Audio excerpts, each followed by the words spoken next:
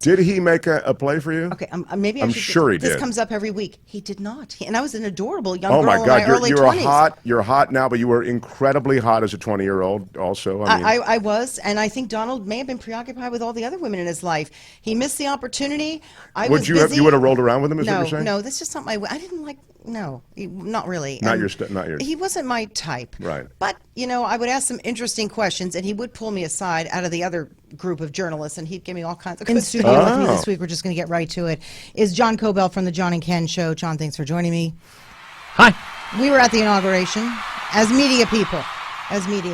Not cheering on Trump, at least not me. And also in studio, she's going to join in on the conversation, and she's also going to be talking to us about going to the march in Washington, D.C. is my friend, Christine Bernstein. Thank you for being here. Thank you for having me. I'm excited. Later on, we're going to be joined by my other friend. This is a show of my friends. If I didn't have friends, I wouldn't have a show. I never heard of International Women's Day until this year. Did you? I didn't. I didn't even know about it. No. Now, why did it become such a big deal this year in particular? Because Mr. Trump, our president, was tweeting about it at 3:12 in the morning Eastern time. Did you hear what he had to say? No. You didn't look anything up, John. Well, You no. came completely unprepared. I may have to let you go. I didn't know I was going to be peppered with questions about Women's Day. No. You need to know this. After being in the bus with Billy Bush, what do you think he had to say? Never came on to me. Now, I don't know. Am I supposed to be insulted? He never once grabbed me, never said a word to me, nothing. So Geraldo never came on to me either. And then I thought, who am would I the be one? worse? Who would be worse? Did you want Geraldo to come on to you or Donald Trump? Oh my God, which one would you rather have? Oh, I'd rather have Donald Trump come on. Geraldo. So really? if people would take the time to read the president's executive order on these 7 countries, for example. Come on, nobody's going to do that. Nobody's going to do that. In great detail why we're doing this. Okay, John, you're a man of law. You're a scholar. You're going to do that. But your average guy and girl, and sometimes myself, aren't going to take the time to do that. So that's why he's there, and that's why he has press people in place to explain it to the average person.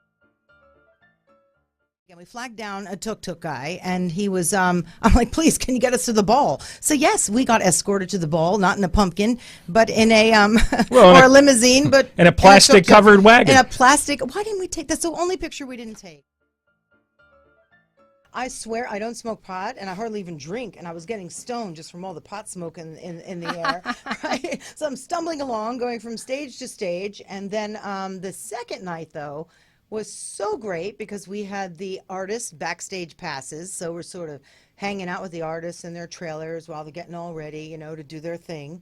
And, Drake was on while we were waiting backstage for Lady Gaga, and then we went out, and we were right there in the front, the artist area, and watching her perform. And for me, that was a highlight. I realize it's like more mainstream, but I love that part. Did you? Oh, absolutely. She's amazing. And she is such a performer. She looked great and just brought so much to that show and debuted a new song, which was exciting. Yeah, and thanks to our friends at Golden Voice, Bill Fold, for hooking us up with those great artist passes. It was really, really fun. Even if you go into the room and you just don't have your phone, you're unplugging and you're happy. That was not easy. That was no. Right. Like, Deborah had a little moment about that. I did. But she managed to.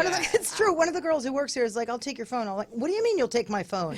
And she goes, "No, I said, "I'll just put it under here." I was in my phone, so once I unplugged. Supercalifragilisticexpialidocious. Oh. Say that backwards. That'd be Sesadalepsius You practice that. The White House restaurant. Bruno is not only an esteemed chef and restaurant owner, he also feeds over 1,800 kids a day, homeless kids a day, which is hard to believe. And his restaurant, I can't even say it without getting tears in my eyes, honestly, burned down over the weekend, and I know that it was the most horrific experience. I know you're still upset from it, and there's not much I can say except I'm sorry, but the fact that people have rallied to help you so that you can still feed these homeless kids, because you know what Bruno was concerned about? These kids. He just said, look, if you have a reservation in my restaurant, I'll see you in 6 months, but how can I feed the kids? I mean, honestly, Bruno, you're an outstanding human being.